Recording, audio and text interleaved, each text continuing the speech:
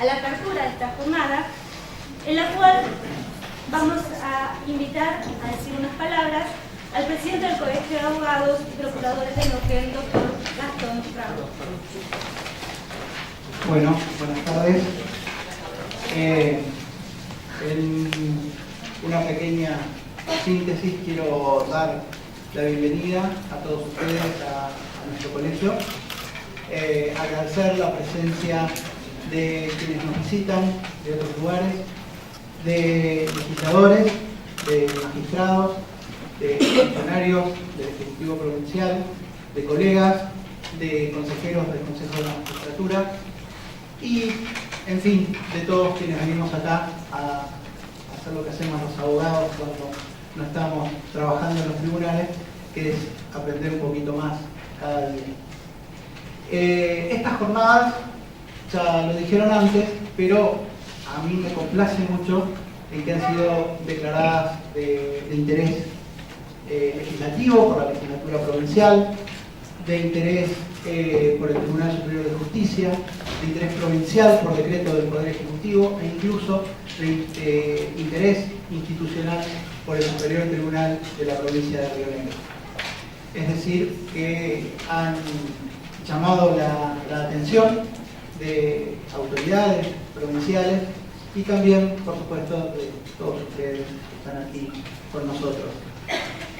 Agradecer también a la Universidad de Rosario y a los organizadores de estas jornadas por haber elegido a nuestro colegio para debatir sobre las cuestiones procesales. Agradecer a los organizadores locales, los integrantes del Instituto de Derecho Procesal Civil de nuestro colegio, que sé que se han movido constantemente en este tema, igual que el departamento académico que tenemos en el colegio y que está funcionando desde hace ya un año largo y que tanta actividad está llevando adelante. Esta jornada nos enfrenta fundamentalmente al tema de la reforma procesal y, interesantemente, a una reforma procesal que ya está hecha, que es la penal y que está funcionando, y a una reforma procesal que es la civil, comercial, laboral, de familia, etcétera, que está en carpeta y que está en carpeta desde hace bastante tiempo porque todavía no se ha podido plasmar. Desde el Consejo Directivo del Colegio de Abogados conocemos o hemos tenido mucha experiencia en estos últimos 2 años respecto de la reforma procesal. No porque seamos académicos del derecho procesal, ninguno de los integrantes lo es, somos abogados litigantes con la experiencia de ir a tribunales y defender el derecho de nuestros clientes, sino porque yo les cuento algo por ahí que es quizá personal y discúlpenme, pero desde el primer día que estuvimos o que está este Consejo Directivo del Colegio en funciones, nos encontramos con una sorpresa, que era un proyecto entero, terminado, del Código Procesal, sobre el que se nos había pedido opinión al colegio, y estaba perdido entre los mails de alguna computadora de este colegio y quedaban solo 15 días para definirnos si adheríamos o no a este código. Cuando la idea, ¿no es cierto?, del legislador, por la 685, por la ley 685 que nos rige, y porque también lo dispuso así cuando se comenzó el proceso de reforma en la provincia de Neuquén, era que los colegios profesionales participasen con opinión en las deliberaciones, en las discusiones institucionales, no simplemente dar una opinión en 20 días sobre un semejante cosa como un proyecto terminado de código procesal. Desde allí que empezamos a trabajar en el tema de la reforma procesal, en ese momento con un ritmo de locura y con los demás colegios del interior de la provincia, empezamos a estudiar el tema, se activó una comisión extraordinaria para analizar el proyecto, nos entrevistamos, yo diría, con todos los diputados en ejercicio en ese momento, con las comisiones, nos movimos a nivel social con diversas entidades intermedias, en el periodístico, etc. Es decir, nos involucramos como nos manda la ley y creo que se logró que se ponga en discusión de modo más amplio el tema de la reforma procesal, porque hasta ese momento, insisto, era un proyecto que se iba a sancionar rápidamente y que estaba contenido en un mail que nadie conocía, ni siquiera nosotros que estábamos asumiendo en el Consejo Directivo del colegio. Afortunadamente se abrió la discusión, afortunadamente, y eso hay que reconocerlo, los legisladores nos escucharon y se detuvo el avance tan fugaz de este proyecto. A partir de ese momento y durante estos 2 años hemos vivido en la reforma procesal. Lo hemos vivido porque el Poder Judicial desde adentro se ha reformado en su organización, principalmente los juzgados civiles y los juzgados laborales, y porque el tema de la reforma a nivel legislativo ha continuado. Es decir, hemos seguido hablando, nos hemos entrevistado con el presidente de la legislatura, con los distintos bloques, con la Comisión de Asuntos Constitucionales, con el subsecretario de la Justicia, con el Tribunal Superior de Justicia. Es decir, hemos estado en el tema general de la reforma, dando nuestros puntos de vista, diciendo lo que esperamos como abogados de una reforma, y en lo particular de la organización. Bueno, aquí van a estar en uno de los bloques los directores de las oficinas. Nos hemos entrevistado, no digo todos los meses, pero fácilmente, acá en mi teléfono debo tener el extracto de unas 15 entrevistas que hemos tenido o más, en donde afortunadamente se nos ha permitido ir marcando las distintas cuestiones que vamos viendo, cómo se pueden arreglar. Se nos ha escuchado, algunas cosas se han arreglado, otras siguen con problemas, eso por supuesto. Hemos planteado o hemos detectado, logrado detectar los puntos de debilidad de este tipo de organización, principalmente lo que es las mesas de entrada. Mesas de entrada que no solamente es problemático por el tema de las oficinas, cualquier mesa de entrada única es problemática y hay que aplicarle la mayor dedicación porque es complicado. Afortunadamente la mesa de entrada de los juzgados laborales funcionan bien, la mesa de entrada de los juzgados civiles aún falta, y unos juzgados donde no hay oficina judicial pero tiene mesa de entrada única, a nuestro criterio no funciona, que es la mesa de los juzgados de juicios ejecutivos. Es decir, nosotros en esta actividad de la reforma conocemos cada situación que está ocurriendo en cada juzgado o en cada ámbito, sabemos o conocemos los despachos que funcionan bien y los despachos que funcionan mal en las oficinas. Hemos insistido cuando detectamos que un funcionario no es el adecuado, hemos insistido con la situación concreta para que se haga una modificación y tenemos en claro la situación. Otro punto débil de esto es el pase de los escritos a despacho, que finalmente produce atraso en el proveído. Otro punto también que marcamos y que, debo decir, no ocurre en la oficina civil, es la distancia que se genera con el juez de la causa. Es muchas veces difícil o se produce una distancia difícil de superar, pero quiero decir, la experiencia en estos 2 años en tema de reforma la hemos adquirido, si se quiere, a la fuerza, por las modificaciones, por las organizaciones distintas que se han decidido, y ahí estamos como colegio. Y también en lo general, en el tema de la reforma, como decía antes, hemos tenido múltiples reuniones institucionales a nivel legislativo, ejecutivo, con el Tribunal Superior de Justicia, y hemos planteado nuestras ideas. Y en esto quiero ser claro y quiero ser lo más transparente posible con todos ustedes. El Colegio de Abogados es una organización que es nada más de quienes estamos en esta ciudad litigando. Los abogados nada más la constituimos. Es una organización absolutamente horizontal, no es jerárquica. Y desde el Consejo Directivo sabemos que en esta organización horizontal de multitud de abogados lo que más hay es diversidad y discusión. Y hay abogados, hay colegas que por convicción, porque les gusta, por comodidad, por lo que fuera, no quieren que se cambie nada del sistema procesal, y habrá otros abogados que quieren hacer la revolución del derecho procesal en nuestro colegio. Y a todos los tenemos que representar.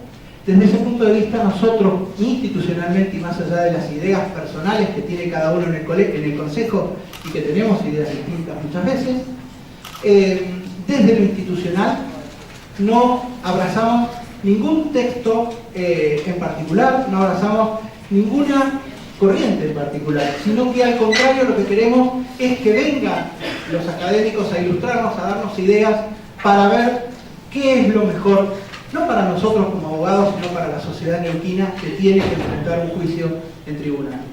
Y en ese sentido, lo de hoy es una actividad para nosotros de la máxima importancia. Es una actividad que seguramente nos va a poner a pensar en distintas alternativas. Aquí se va a hablar de las oficinas, de la organización, se va a hablar de temas de fondo. Hace unos meses estuvo el doctor Arasi en otra de estas actividades. En el segundo semestre va a estar el doctor Falcón, el doctor Kaminker y el doctor Peirano. Y esto es lo que queremos desde nuestro colegio. La pluralidad de ideas sobre la base de 4 principios que nosotros les hemos planteado a los legisladores en múltiples ocasiones. La primera de ellas es que la reforma que se implemente lleve consigo la digitalización. No puede hoy día seguir el tema del papel, de la presencia del abogado constante en la mesa de entrada de tribunales. La digitalización es fundamental. Un segundo punto que se había obviado en el proyecto anterior es que la reforma que se encare sea respetuosa de los distintos principios, de las especialidades a las que nos dedicamos los abogados, y que no sea un bloque de normas para cualquier tipo de pretensión, sino que esté claramente separado los principios o las ideas que hacen al derecho de familia, a lo laboral, a lo civil, etc. La tercera cuestión es que si se opta por un sistema de audiencias, esas audiencias no sean como, digo yo, el viento que nos golpea en Neuquén, de que le cae la audiencia y uno tenga que adecuarse a algo impuesto, sino que sea un sistema amistoso de audiencia. Porque la idea del juicio, cuando el hombre, la mujer se somete al juicio, es para lograr la paz, porque si no implicaría directamente la venganza. La idea de la sociedad es que cuando el Estado resuelve un conflicto, lo hace para que ese conflicto sea resuelto en paz y no con violencia. Entonces, quien administra ese conflicto debe hacerlo en paz y no con violencia, diciéndole, usted, aunque esté muriéndose, tiene que estar en esta audiencia. Bueno, no, que se acuerden las audiencias, que no se dependa solamente de una persona, sino que todos confluyamos en acuerdos para llegar a una solución del conflicto. Y la cuarta cuestión, que para nosotros es de fundamental importancia como abogados, es que se resuelva el problema crónico de la mora judicial que invade a todos los sistemas de nuestro país hoy día. Como abogados, y eso yo insisto, tenemos una gran diferencia, y es que si a mí se me pasa una contestación de demandas, si se me pasa un recurso, pierdo el juicio, quizá tenga un juicio de responsabilidad, y si eso se hace crónico, si contesto todas las demandas tarde y si todos los recursos los presento tarde, seguramente me enviarán al tribunal de disciplina de mi colegio y me quitarán la matrícula. Eso que nos pasa a los abogados no pasa con el prestador del sistema. Y esto es algo que los legisladores, pienso yo, nos deben como sociedad, porque un particular, después de terminado un juicio, no puede estar 1 o 2 años esperando que se dicte una sentencia y que le digan si tiene o no razón. Entonces, más allá de lo particular, de la letra de cada código que pueda haber, nosotros insistimos y vamos a defender estos principios porque creo que son los principios que tienen que estar contenidos en un código si nosotros como abogados consideramos que somos quienes ante la justicia representamos a la ciudadanía. Por supuesto que la palabra final la tendrá, como en todo régimen democrático en el que vivimos, el legislador, que es el representante de toda la ciudadanía y no solamente nuestro, de los abogados. Y vamos a ser, por supuesto, respetuosos de eso, y habrá que amoldarse a la palabra final que nos den nuestros representantes. Así que bueno, este es un poco el panorama de lo que ha hecho el colegio, en qué estamos en el tema de reforma procesal, y con orgullo y agradecimiento nuevamente a los organizadores, declaro inaugurado estas jornadas preparatorias del Encuentro Panamericano de Derecho Procesal. Muchas gracias.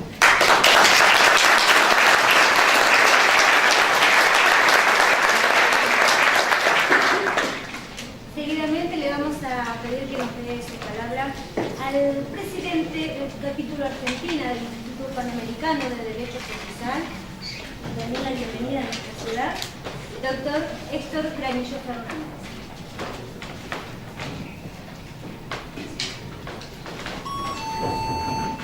Bueno, muchas gracias, buenas tardes a todos. Es un honor y es un gusto enorme volver a este ámbito, a este colegio de abogados y esta ciudad de Neuquén, que tanto está haciendo por elevar la calidad del derecho procesal y de otras ramas del derecho, pero es a lo que se dedica nuestro instituto especialmente, el derecho procesal civil, penal y de las otras especialidades. Este es un desafío. El Instituto Panamericano de Derecho Procesal viene llevando un derrotero en el aporte al cambio. Las cosas no están bien, las cosas nunca son definitivas, y esta situación de permanente discusión, de permanente puesta en tela de juicio en todo lo que hace a las instituciones, pero no como instituciones, como bien dijo el señor presidente del Colegio de Abogados, el doctor Rambó, hace un minuto. No es cuestión de arrasar con la historia y la memoria, sino que es cuestión de ayornar, de mejorar, de discutir, porque en la discusión está justamente la fuente del reaseguro. Y somos una sociedad que emerge de la falta de discusión, emerge de un periodo que nos ha sellado malamente desde hace ya muchos años, pero ha dejado su huella y estamos todos luchando para salir de ella. Y creo que se está logrando, y este tipo de eventos tiene que ver con esta salida. Tiene que ver también con la integración, no solo interna de nuestros estados provinciales y nuestro pueblo, todos que somos Argentina, sino también con Latinoamérica especialmente. Latinoamérica es nuestro destino, nuestro ámbito, y es el espacio y la trama que pensaron nuestros padres de la patria. Y en este consenso de idiosincrasias, de religión, de lengua, de cultura, con nuestras diferencias, obviamente hay países en los cuales hay razas, etnias y culturas muy especiales, pero en general toda América Latina habla el idioma español. Toda América Latina es republicana en su forma de gobierno.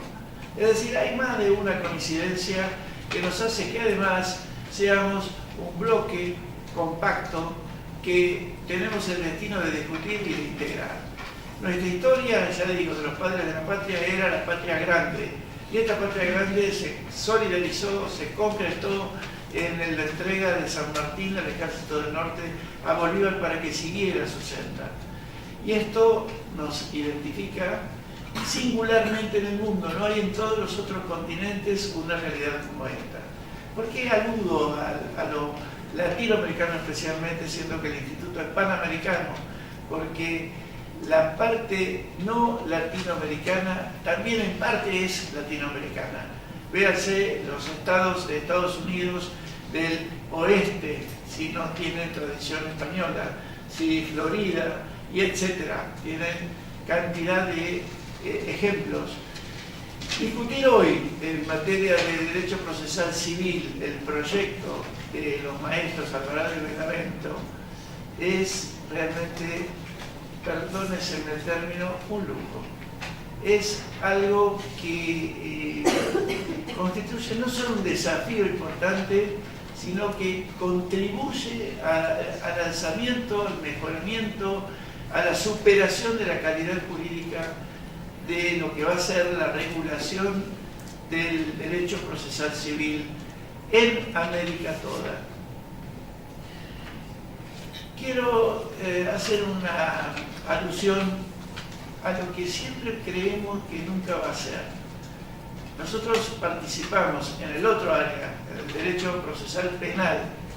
Yo llevo más de 40 años en la lucha por la instauración del juicio por jurados. ¿Quién iba a decirnos que un día los querulantes, entre comillas, los absurdos, los osados, ridículos, innovadores de la propuesta del juicio por jurado, íbamos a tener realidad de juicio por jurado en las provincias de Córdoba, Neuquén y Buenos Aires, ley de jurados en el Chaco y Chubut, próximas leyes inminentes en La Rioja, Santa Fe y otras provincias que van revolucionando y van metiendo una justicia de otra índole, que de esto se trata tanto en materia civil como en materia penal. Esto es lo que quiere traer, cuando digo civil, hablo en general las otras ramas del derecho, perdónenme si no soy específico, pero no quiero ser irrespetuoso.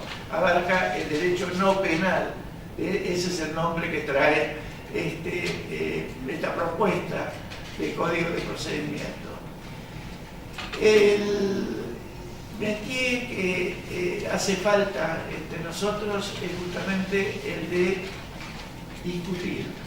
Como decíamos, es el de proponer, pero en un medio donde las cuestiones no estén sacralizadas, donde un código no represente la solución para siempre, porque los tiempos y la evolución de las sociedades superan a los códigos, pero tampoco que se haga una reforma inconsulta, porque esta es el mérito mayor que tiene el código de propuesta que se va a discutir en el Congreso, en el encuentro de Asunción del Paraguay de nuestro instituto.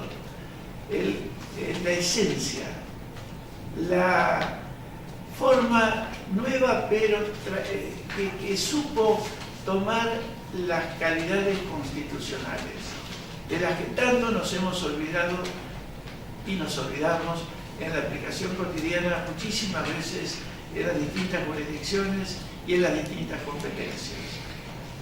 La Constitución, por sobre todo, ya hemos vivido fuera del régimen constitucional y así no fue.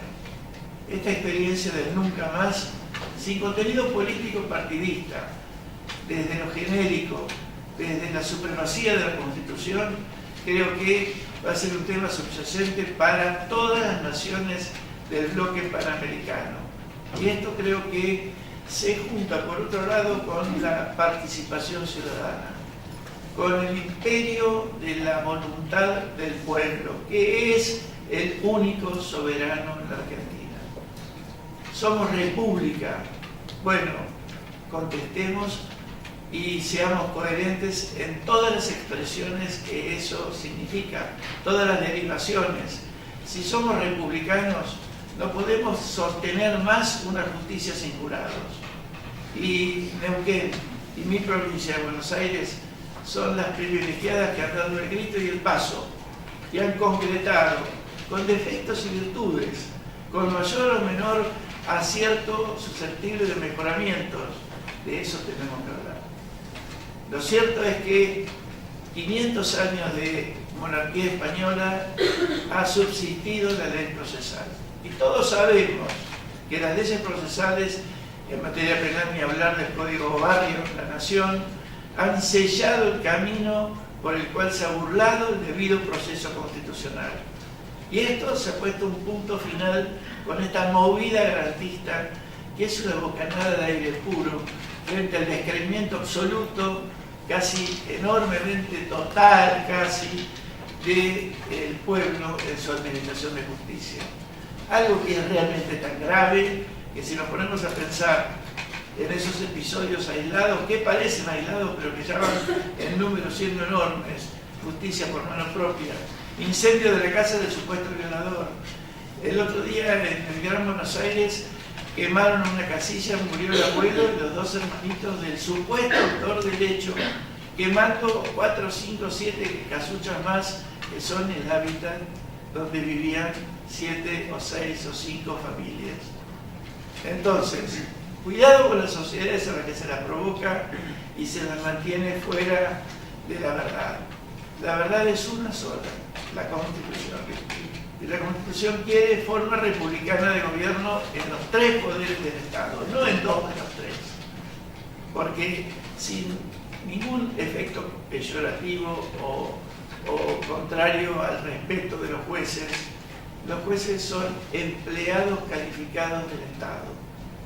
El soberano es el pueblo que dicta su veredicto de culpabilidad o inocencia. Es decir, esto lo vamos a ver mañana en mi charla, que el veredicto, como ustedes saben, significa habilitar o no al Estado para que condene.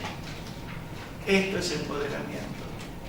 Esto es borrón y cuenta nueva en la esencia de la administración de justicia. Se acaba el juez todopoderoso. Se acaba el juez que no consulta con el pueblo y que no se nutre de la sabiduría del pueblo. Y comenzó ya con el jurado en Córdoba. Curiosamente, o casualmente, lo digo con ironía, comienza una etapa en la que las cosas cambian radicalmente, donde no se conoce una protesta social contra un veredicto. En casi 400 juicios celebrados en Córdoba. En casi 150 que estamos llegando en la provincia de Buenos Aires tampoco lo hay. Y en Neuquén tampoco sé también que no se han producido protestas contra veredictos populares. Esto nos indica algo, nos indica de una legitimación natural y nos indica de todos los temas que vamos a proponer mañana. Yo, bueno, quiero sintetizar esto con una felicitación a los organizadores.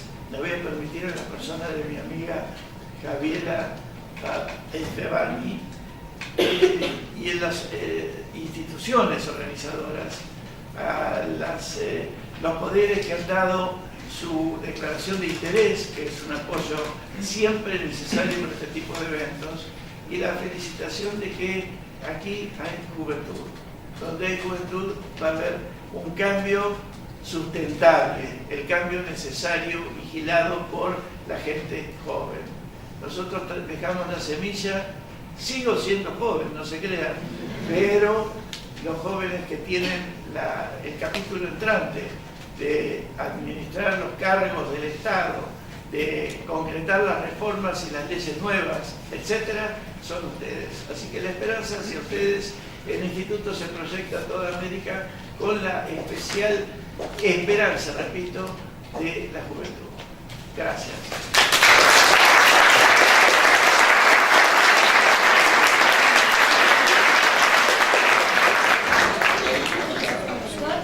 Ahora sí le vamos a invitar a dirigir la palabra a la diputada de la provincia de Neuquén, doctora María Laura Ruches.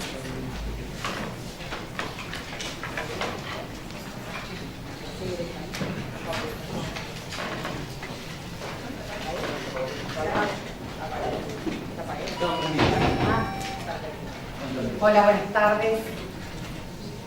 En primer lugar, muchísimas gracias por esta invitación de estar presente en la apertura de estas jornadas. Un honor para mí, al lado de tan prestigiosos turistas que nos visitan. Les traigo un cordial saludo de todo el bloque del Movimiento Popular Neuquino, de diputados y también de otros diputados que hoy tenían previsto estar presentes y razones de índole personal se lo impidieron, como la diputada Pamela Mucci, que siempre también acompaña al colegio en todas sus actividades. También abogada, yo también soy abogada, he litigado muchos años antes de empezar en la función pública, que bueno, que no me permite abocarme por entero, pero realmente siento una gran pasión por el derecho. Siempre me interesan estos temas y con el Colegio de Abogados trabajamos en forma coordinada y con una gran apertura de ambas partes desde que empezó mi función como diputada provincial. Así vamos a seguir trabajando. en la convicción que solo el consenso y el gran debate, amplio nos va a llevar a las mejores instituciones, o a mejorar las que tenemos o a crear nuevas.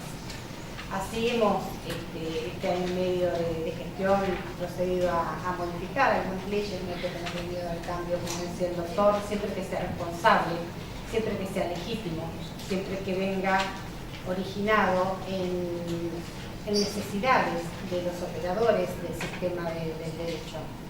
También debemos celebrar y destacar que estas jornadas se celebren en el ámbito del Colegio de Abogados. ¿Quién es más legitimado para opinar que los propios abogados en estos temas de derecho procesal? De modo que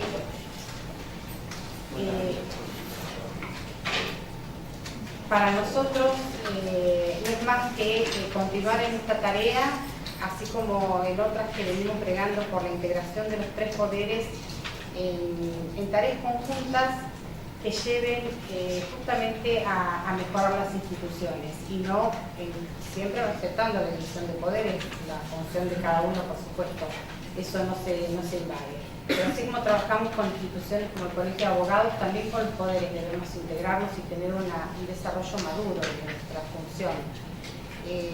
Así, con la doctora Genari y la Autoridad de Aplicación del Poder Ejecutivo estamos llevando a cabo una práctica que nos parece muy interesante, que es el seguimiento de la ley de hogares de menores, que nos lleva a un análisis concreto. Es una ley de avanzada que tenemos, pero también esto lo quiero dejar como reflexión. Nosotros podemos generar las mejores leyes, las más exactas, las más puras, las de técnica más avanzada, pero si no hay compromiso en quienes las operan de realmente llevar adelante un sistema de calidad o un servicio de calidad a la comunidad, la ley cae en letra muerta. Por eso es importante que nosotros escuchemos a todos los actores que van a participar para poder transcribir o hacer una buena ley. Pero a la inversa también es importante que esa ley sea bien aplicada, y por eso siempre estamos abiertos a escuchar, y Gastón ha dado muestras de eso, y yo también soy testigo que el Colegio de Abogados tiene una participación muy activa en todo lo que es justamente elaborar leyes, opinar. Si se enteran que estamos por reformar alguna institución que tenga que ver con lo jurídico, son los primeros en pedir ser escuchados. La semana pasada participé del cierre de las jornadas de la magistratura, y ahí anuncié por pedido del vicegobernador Rolando Figueroa que en este segundo semestre se va a convocar a la Comisión de Interpoderes, que comenzará finalmente a tratar el tan ansiado y merecido, cuando tuvimos la reforma del Código Procesal Civil, Comercial y todos los otros, lo no penal que nos queda pendiente. También es interesante el seguimiento del Código Procesal Penal. Nosotros hicimos ya una reforma el año pasado, y siempre que sea con responsabilidad, insisto, vamos a estar abiertos a escuchar cualquier otro cambio que haya que hacer. Muchísimas gracias, que tengan éxito, que estas jornadas cumplan, que no tengo ninguna duda que van a cumplir con las expectativas de quienes la organizan, de quienes asisten, de los participantes también. Gracias y hasta luego.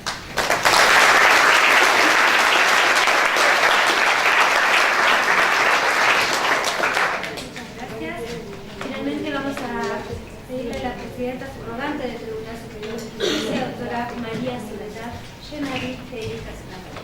Estaba prendido y lo apagué, ¿no? Sí, yo también. Ahí está. Sí, bien. Bueno, buenas tardes. Ante todo quiero agradecer la invitación al Instituto de Derecho Procesal, en la persona de la doctora Javiera Favani, muy generosa, muchas gracias.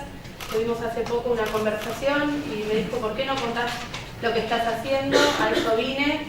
También quiero agradecer a quienes me antecedieron en la palabra, al doctor Rambó, a la doctora Duplessis y al doctor Pedro Fernández por acompañarme, por yo acompañarles en realidad en esta mesa.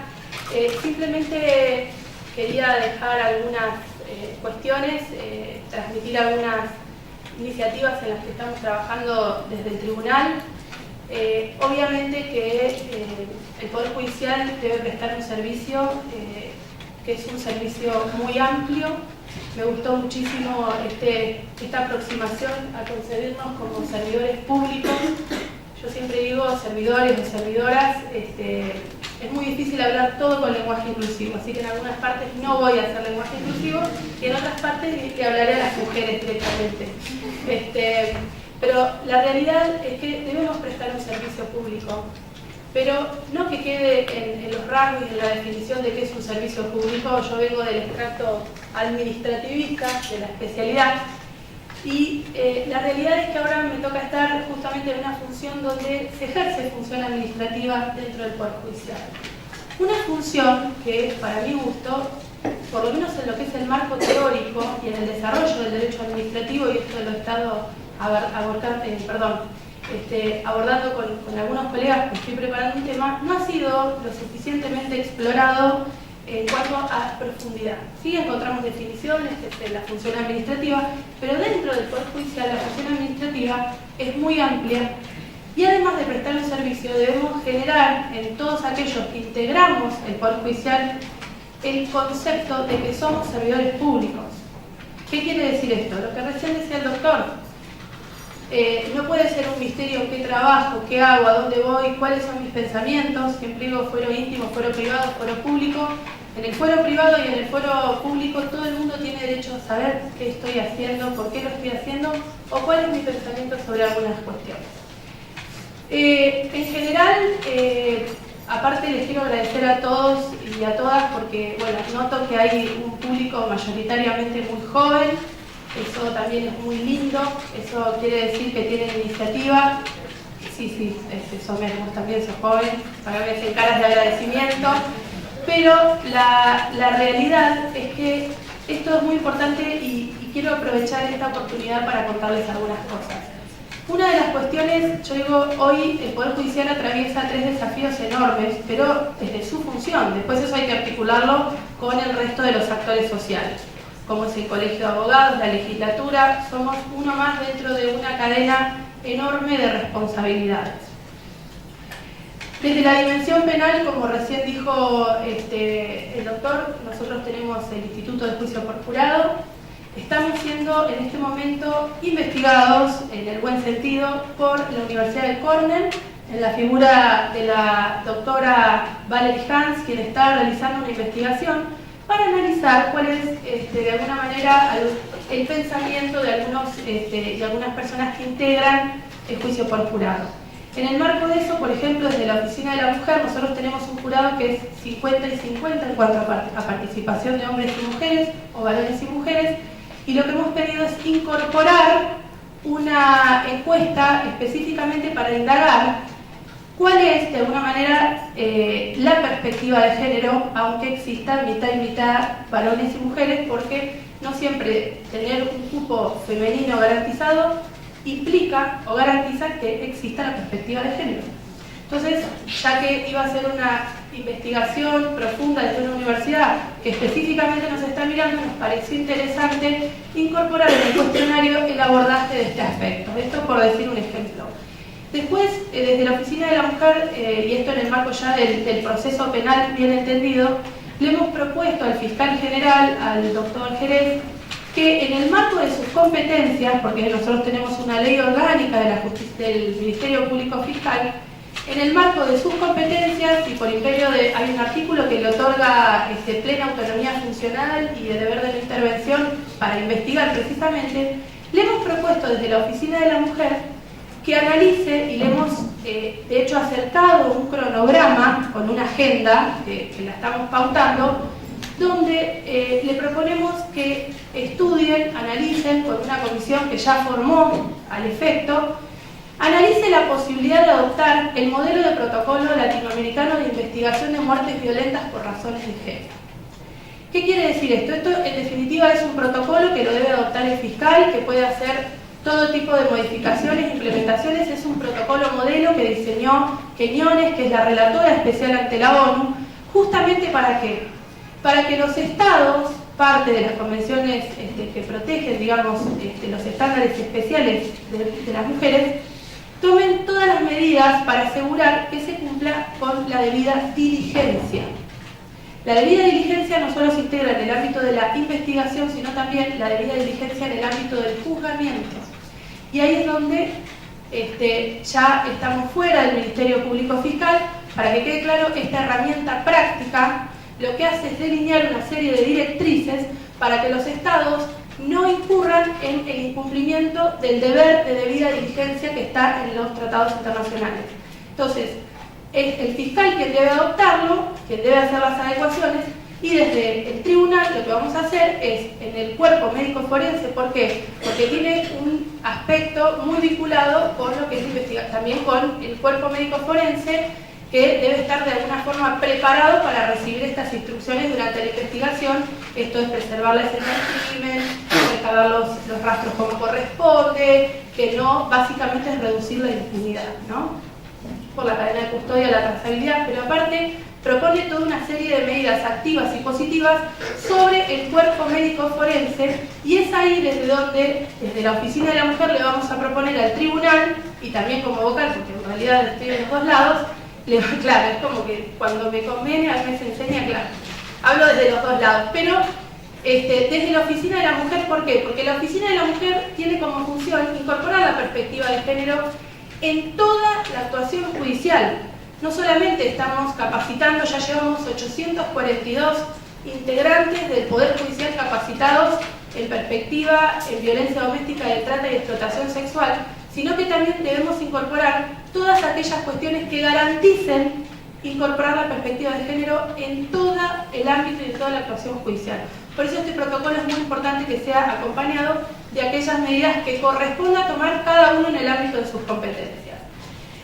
Por otro lado, también el Poder Judicial se ha, digamos, ha propuesto, y a través de una ley se trabajó y se creó recientemente el fuero procesal administrativo, contencioso administrativo, y toda la discusión terminológica quedó como procesal administrativo, aunque la Constitución decía contencioso, ¿no?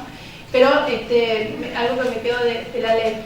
Pero también se puso en funcionamiento en febrero. Obviamente que eso implicó un desafío, y acá lo relaciono también con otras cuestiones que es muy importante tener en cuenta. Cualquier reforma, cualquier intención de modificar, de trabajar, primero tiene que tener como horizonte la mejora continua. Lo que decía recién el doctor Rambó, de medir los procesos, de medir la gestión, y empezar a pensar en que también hay que empezar no solo a rendir cuentas, sino a clasificar la información. Y tenemos que tener en cuenta que la provincia de Neuquén es una provincia con una realidad geográfica muy, pero muy diversa y amplia. Entonces, cualquier reforma también tiene que estar pensada para que le llegue a todos y a todas los y las neuquinas y neuquinos. Es muy difícil hablar todo inclusivo, pero la realidad es que nosotros tenemos una provincia muy amplia, geográficamente dispersa, donde cualquier iniciativa la tenemos que pensar para que sirva tanto para una persona que reside en la primera circunscripción como en la quinta circunscripción, que es donde registramos entre la quinta y la cuarta la mayor dimensión geográfica. ¿Y a esto qué me refiero? Que es muy importante que eso también esté reflejado en cualquier propuesta de mejora. Porque es muy simple pensar desde un escritorio en Neuquén. Pero les aseguro que cuando recorremos la red de los juzgados de paz del norte de la quinta circunscripción y conoces el caso de una mujer que, por ejemplo, reside en una localidad alejada y tiene que realizar una denuncia de violencia, y no es que no podemos replicar un esquema de oficina de violencia en todas y cada una de las localidades. Nosotros tenemos una oficina de violencia en toda la provincia con unidades de atención, pero a veces tenemos que empezar a pensar el servicio, cómo llegamos a las personas con accesos geográficos más remotos. Entonces digo, cualquier reforma tiene que apuntar a generar mayor accesibilidad y a reflejar la realidad social del lugar en el cual se implemente. Por eso es tan importante que cualquier iniciativa que tomemos, ya sea del Poder Judicial o desde cualquier otro ámbito, esa iniciativa o esa solución se pueda aplicar progresivamente con estándares idénticos en toda la provincia. Porque esto es un poco lo que hablábamos el otro día con la doctora Clerici, porque cuando hablamos mucho sobre el expediente digital. Y nosotros tenemos en la provincia realidades que por ahí nos exceden, que tienen que ver con la conectividad. Entonces tenemos que ser, aparte de todo, pragmáticos, realistas y conocer nuestra provincia. Y eso creo que es un desafío muy importante para la reforma. Y finalmente la dimensión civil, donde hay otra de las cuestiones muy importantes que recién resaltó la diputada, y ya no me extiendo más, es estamos trabajando desde el Poder Judicial en el Protocolo Único de Intervención en el Dictado de Medidas Excepcionales para Niños, Niñas y Adolescentes. El Código Civil del 2015 se aplica de una manera integral con la Ley 2302, tenemos otra realidad legislativa y tenemos que tratar de generar las mejores, mayores y oportunamente, todo el tiempo, mejores oportunidades para todos aquellos niños, niñas, adolescentes que están privados de sus cuidados parentales. Entonces, aquí, para mí, son las cuestiones más sensibles y que necesariamente tienen que estar valoradas y analizadas en cualquier instancia de reforma. Y finalmente, obviamente, lo que no puedo dejar de advertir es la perspectiva de género.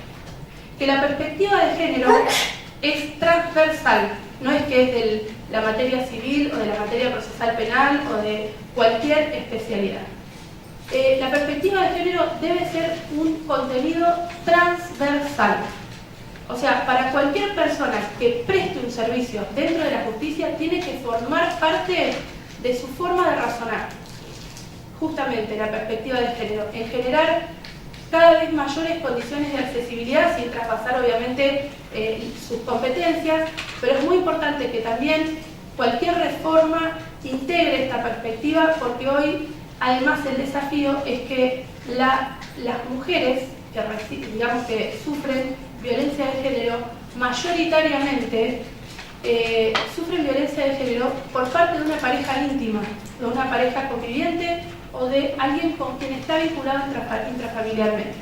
Por ende, el desafío, yo creo que en materia de familia, es ver cómo de manera eficiente el Estado puede llegar a actuar de manera eficiente y oportuna en esas realidades. Y hoy una mujer tiene mayor probabilidad de sufrir violencia dentro de su casa que fuera de su casa. Y ese yo creo que es el desafío más importante, y muchas veces se concibe que las leyes especiales, por ejemplo, la ley 2586 es una ley aparte, es una ley procesal aparte. No, es una ley que tiene que estar transversalmente considerada en cualquier reforma civil.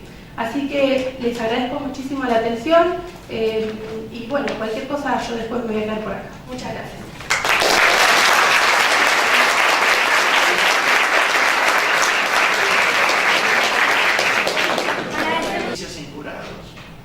Y Neuquén y mi provincia de Buenos Aires son las privilegiadas que han dado el grito y el paso y han concretado con defectos y virtudes, con mayor o menor acierto susceptible de mejoramientos. De eso tenemos que hablar. Lo cierto es que 500 años de monarquía española ha subsistido la ley procesal.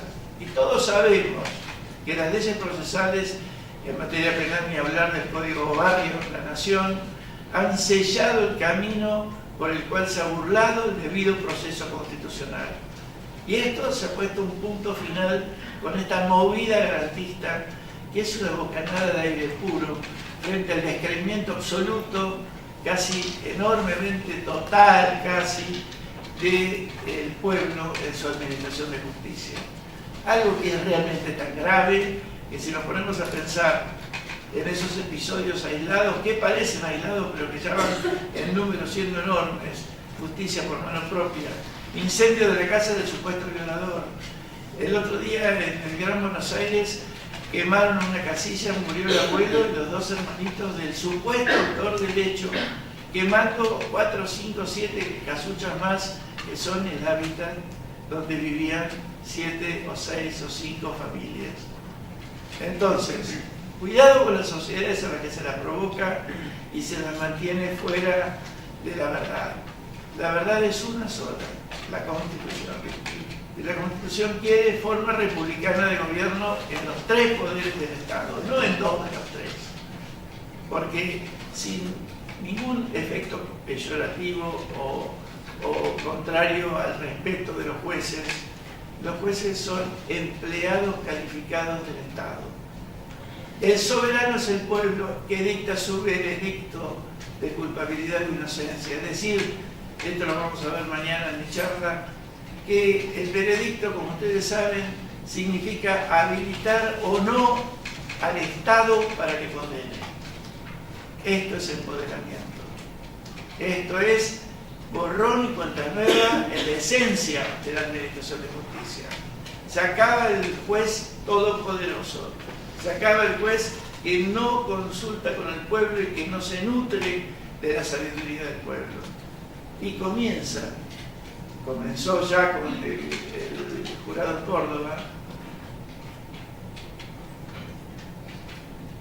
Curiosamente, o casualmente, lo digo con ironía, comienza una etapa en la que las cosas cambian radicalmente, donde no se conoce una protesta social contra un veredicto. En casi 400 juicios celebrados en Córdoba. En casi 150 que estamos llegando en la provincia de Buenos Aires tampoco lo hay. Y en Neuquén tampoco sé también que no se han producido protestas contra veredictos populares. Esto nos indica algo, nos indica de una legitimación natural y nos indica de todos los temas que vamos a proponer mañana. Yo, bueno, quiero sintetizar esto con una felicitación a los organizadores. Me voy a permitir en la persona de mi amiga Javiera Estebani y en las instituciones organizadoras, a los poderes que han dado su declaración de interés, que es un apoyo siempre necesario para este tipo de eventos, y la felicitación de que aquí hay juventud. Donde hay juventud va a haber un cambio sustentable, el cambio necesario, vigilado por la gente joven. Nosotros dejamos la semilla, sigo siendo joven, no se crean, pero los jóvenes que tienen el capítulo entrante de administrar los cargos del Estado, de concretar las reformas y las leyes nuevas, etcétera, son ustedes. Así que la esperanza hacia ustedes, el Instituto se proyecta a toda América con la especial esperanza, repito, de la juventud. Gracias.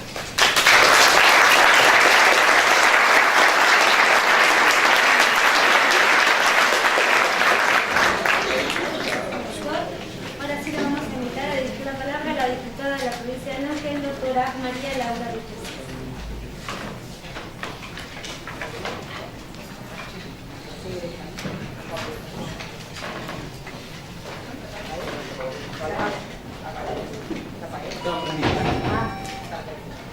Hola, buenas tardes. En primer lugar, muchísimas gracias por esta invitación de estar presente en la apertura de estas jornadas. Un honor para mí, al lado de tan prestigiosos turistas que nos visitan. Les traigo un cordial saludo de todo el bloque del Movimiento Popular Neuquino, de diputados y también de otros diputados que hoy tenían previsto estar presentes y razones de índole personal se lo impidieron, como la diputada Pamela Nucci, que siempre también acompaña al colegio en todas sus actividades.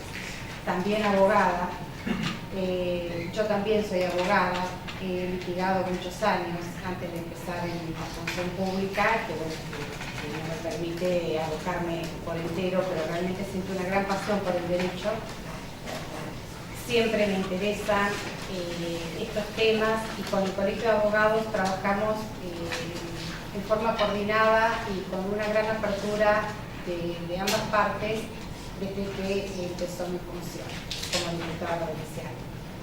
Así vamos a seguir trabajando en la convicción que solo el consenso y el gran debate, amplio nos va a llevar a las mejores instituciones, o a mejorar las que tenemos o a crear nuevas.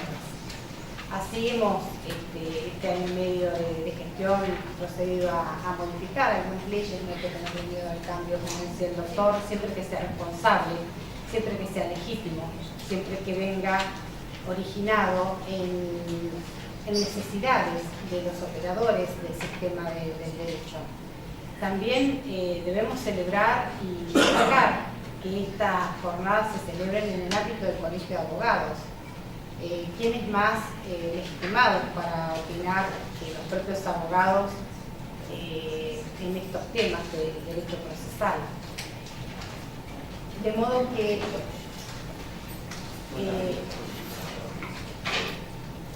para nosotros no es más que continuar en esta tarea, así como en otras que venimos bregando por la integración de los tres poderes en tareas conjuntas que lleven justamente a mejorar las instituciones y no siempre respetando la división de poderes, la función de cada uno, por supuesto, eso no se invade. Pero así como trabajamos con instituciones como el Colegio de Abogados, también con los poderes debemos integrarnos y tener un desarrollo maduro de nuestra función. Así, con la doctora Genari y la Autoridad de Aplicación del Poder Ejecutivo estamos llevando a cabo una práctica que nos parece muy interesante, que es el seguimiento de la ley de hogares de menores, que nos lleva a un análisis concreto. Es una ley de avanzada que tenemos, pero también esto lo quiero dejar como reflexión. Nosotros podemos generar las mejores leyes, las más exactas, las más puras, de técnica más avanzada, pero si no hay compromiso en quienes las operan de realmente llevar adelante un sistema de calidad o un servicio de calidad a la comunidad, la ley cae en letra muerta. Por eso es importante que nosotros escuchemos a todos los actores que van a participar para poder transcribir o hacer una buena ley. Pero a la inversa también es importante que esa ley sea bien aplicada, y por eso siempre estamos abiertos a escuchar, y Gastón ha dado muestras de eso, y yo también soy testigo que el Colegio de Abogados tiene una participación muy activa en todo lo que es justamente elaborar leyes, opinar. Si se enteran que estamos por reformar alguna institución que tenga que ver con lo jurídico, son los primeros en pedir ser escuchados. La semana pasada participé del cierre de las jornadas de la magistratura, y ahí anuncié por pedido del vicegobernador Rolando Figueroa que en este segundo semestre se va a convocar a la Comisión de Interpoderes, que comenzará finalmente a tratar el tan ansiado y merecido, cuando tuvimos la reforma del Código Procesal Civil, comercial y todos los otros, lo no penal que nos queda pendiente. También es interesante el seguimiento del Código Procesal Penal. Nosotros hicimos ya una reforma el año pasado, y siempre que sea con responsabilidad, insisto, vamos a estar abiertos a escuchar cualquier otro cambio que haya que hacer. Muchísimas gracias, que tengan éxito, que estas jornadas cumplan, que no tengo ninguna duda que van a cumplir con las expectativas de quienes la organizan, de quienes asisten, de los participantes también. Gracias a esta tarde.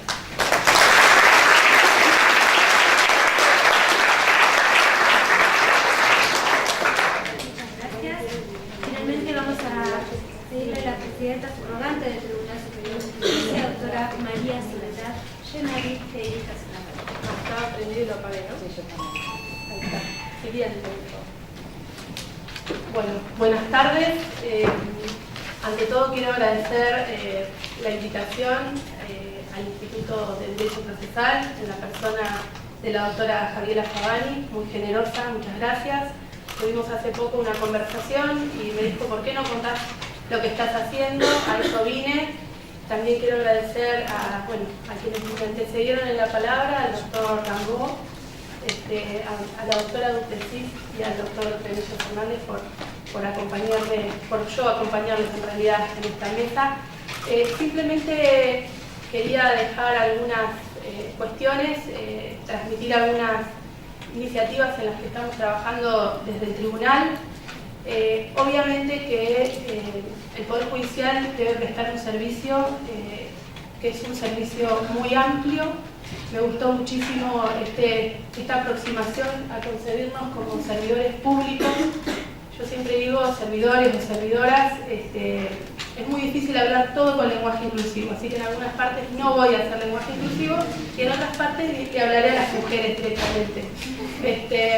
Pero la realidad es que debemos prestar un servicio público, pero no que quede en los rasgos y en la definición de qué es un servicio público. Yo vengo del extracto administrativista, de la especialidad, y la realidad es que ahora me toca estar justamente en una función donde se ejerce función administrativa dentro del Poder Judicial.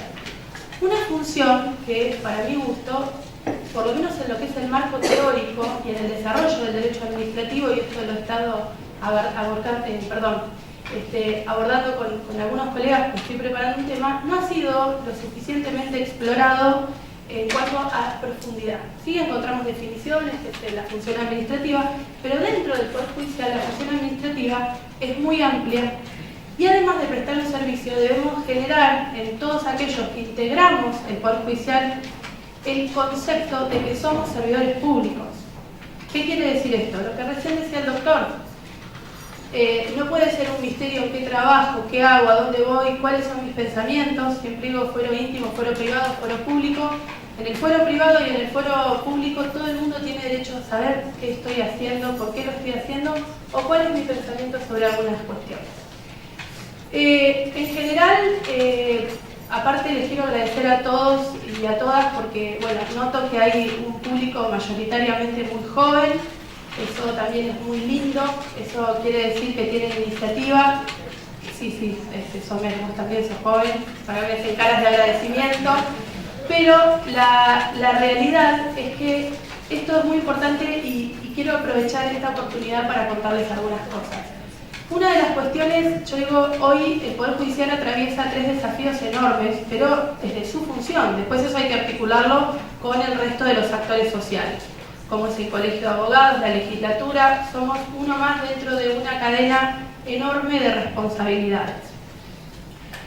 Desde la dimensión penal, como recién dijo el doctor, nosotros tenemos el Instituto de Juicio por Jurado. Estamos siendo en este momento investigados, en el buen sentido, por la Universidad de Cornell, en la figura de la doctora Valerie Hans, quien está realizando una investigación para analizar cuál es, de alguna manera, el pensamiento de algunas personas que integran el juicio por jurado.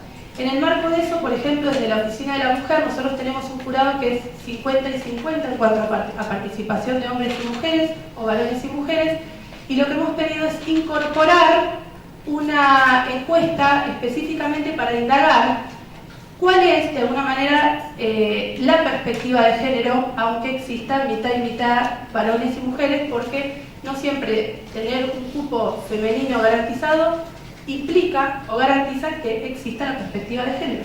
Entonces, ya que iba a ser una investigación profunda desde una universidad que específicamente nos está mirando, nos pareció interesante incorporar en el cuestionario el abordaje de este aspecto. Esto por decir un ejemplo. Después, desde la Oficina de la Mujer, y esto en el marco ya del proceso penal bien entendido, le hemos propuesto al fiscal general, al doctor Jerez, que en el marco de sus competencias, porque nosotros tenemos una ley orgánica del Ministerio Público Fiscal, en el marco de sus competencias y por imperio hay un artículo que le otorga plena autonomía funcional y el deber de la intervención para investigar precisamente, le hemos propuesto desde la Oficina de la Mujer que analice, y le hemos de hecho acercado un cronograma con una agenda que la estamos pautando, donde le proponemos que estudien, analicen con una comisión que ya formó al efecto, analice la posibilidad de adoptar el modelo de protocolo latinoamericano de investigación de muertes violentas por razones de género. ¿Qué quiere decir esto? Esto en definitiva es un protocolo que lo debe adoptar el fiscal, que puede hacer todo tipo de modificaciones, implementaciones. Es un protocolo modelo que diseñó Quiñones, que es la relatora especial ante la ONU, justamente ¿para qué? Para que los estados parte de las convenciones que protegen, digamos, los estándares especiales de las mujeres, tomen todas las medidas para asegurar que se cumpla con la debida diligencia. La debida diligencia no solo se integra en el ámbito de la investigación, sino también la debida diligencia en el ámbito del juzgamiento. Y ahí es donde ya estamos fuera del Ministerio Público Fiscal. Para que quede claro, esta herramienta práctica lo que hace es delinear una serie de directrices para que los estados no incurran en el incumplimiento del deber de debida diligencia que está en los tratados internacionales. Entonces, es el fiscal quien debe adoptarlo, quien debe hacer las adecuaciones, y desde el tribunal lo que vamos a hacer es en el cuerpo médico forense. ¿Por qué? Porque tiene un aspecto muy vinculado con lo que es investigación, también con el cuerpo médico forense, que debe estar de alguna forma preparado para recibir estas instrucciones durante la investigación. Esto es preservar la escena del crimen, recabar los rastros como corresponde, que no, básicamente es reducir la impunidad, ¿no? Por la cadena de custodia, la trazabilidad, pero aparte propone toda una serie de medidas activas y positivas sobre el cuerpo médico forense, y es ahí desde donde, desde la Oficina de la Mujer, le vamos a proponer al tribunal, y también como vocal, porque en realidad estoy en los dos lados, claro, es como que cuando me conviene a mí se enseña, claro, hablo desde los dos lados, pero desde la Oficina de la Mujer. ¿Por qué? Porque la Oficina de la Mujer tiene como función incorporar la perspectiva de género en toda la actuación judicial. No solamente estamos capacitando, ya llevamos 842 integrantes del Poder Judicial capacitados en perspectiva, en violencia doméstica, de trata y explotación sexual, sino que también debemos incorporar todas aquellas cuestiones que garanticen incorporar la perspectiva de género en todo el ámbito y en toda la actuación judicial. Por eso este protocolo es muy importante que sea acompañado de aquellas medidas que corresponda tomar cada uno en el ámbito de sus competencias. Por otro lado, también el Poder Judicial se ha, digamos, ha propuesto, y a través de una ley se trabajó y se creó recientemente el fuero procesal administrativo, contencioso administrativo, y toda la discusión terminológica quedó como procesal administrativo, aunque la Constitución decía contencioso, ¿no? Pero algo que me quedó de la ley. Pero también se puso en funcionamiento en febrero, obviamente que eso implicó un desafío, y acá lo relaciono también con otras cuestiones que es muy importante tener en cuenta. Cualquier reforma, cualquier intención de modificar, de trabajar, primero tiene que tener como horizonte la mejora continua. Lo que decía recién el doctor Rambó, de medir los procesos, de medir la gestión, y empezar a pensar en que también hay que empezar no solo a rendir cuentas, sino a clasificar la información. Y tenemos que tener en cuenta que la provincia de Neuquén es una provincia con una realidad geográfica muy, pero muy diversa y amplia. Entonces, cualquier reforma también tiene que estar pensada para que le llegue a todos y a todas los y las neuquinas y neuquinos. Es muy difícil hablar todo inclusivo, pero la realidad es que nosotros tenemos una provincia muy amplia, geográficamente dispersa, donde cualquier iniciativa la tenemos que pensar para que sirva tanto para una persona que reside en la primera circunscripción como en la quinta circunscripción, que es donde registramos entre la quinta y la cuarta la mayor dimensión geográfica. ¿Y a esto qué me refiero? Que es muy importante que eso también esté reflejado en cualquier propuesta de mejora. Porque es muy simple pensar desde un escritorio en Neuquén. Pero les aseguro que cuando recorremos la red de los juzgados de paz del norte de la quinta circunscripción y conoces el caso de una mujer que, por ejemplo, reside en una localidad alejada y tiene que realizar una denuncia de violencia, y no es que no podemos replicar un esquema de oficina de violencia en todas y cada una de las localidades. Nosotros tenemos una oficina de violencia en toda la provincia con unidades de atención, pero a veces tenemos que empezar a pensar el servicio, cómo llegamos a las personas con accesos geográficos más remotos. Entonces digo, cualquier reforma tiene que apuntar a generar mayor accesibilidad y a reflejar la realidad social del lugar en el cual se implemente. Por eso es tan importante que cualquier iniciativa que tomemos, ya sea del Poder Judicial o desde cualquier otro ámbito, esa iniciativa o esa solución se pueda aplicar progresivamente con estándares idénticos en toda la provincia. Porque esto es un poco lo que hablábamos el otro día con la doctora Clerici, porque cuando hablamos mucho sobre el expediente digital. Y nosotros tenemos en la provincia realidades que por ahí nos exceden, que tienen que ver con la conectividad. Entonces tenemos que ser, aparte de todo, pragmáticos, realistas y conocer nuestra provincia. Y eso creo que es un desafío muy importante para la reforma. Y finalmente la dimensión civil, donde hay otra de las cuestiones muy importantes que recién resaltó la diputada, y ya no me extiendo más, es estamos trabajando desde el Poder Judicial en el Protocolo Único de Intervención en el Dictado de Medidas Excepcionales para niños, niñas y adolescentes. El Código Civil del 2015 se aplica de una manera integral con la Ley 2302, tenemos otra realidad legislativa y tenemos que tratar de generar las mejores, mayores y oportunamente todo el tiempo mejores oportunidades para todos aquellos niños, niñas, adolescentes que están privados de sus cuidados parentales. Entonces, aquí para mí son las cuestiones más sensibles y que necesariamente tienen que estar valoradas y analizadas en cualquier instancia de reforma. Y finalmente, obviamente, lo que no puedo dejar de advertir es la perspectiva de género. Que la perspectiva de género es transversal, no es que es de la materia civil o de la materia procesal penal o de cualquier especialidad. La perspectiva de género debe ser un contenido transversal. O sea, para cualquier persona que preste un servicio dentro de la justicia tiene que formar parte de su forma de razonar.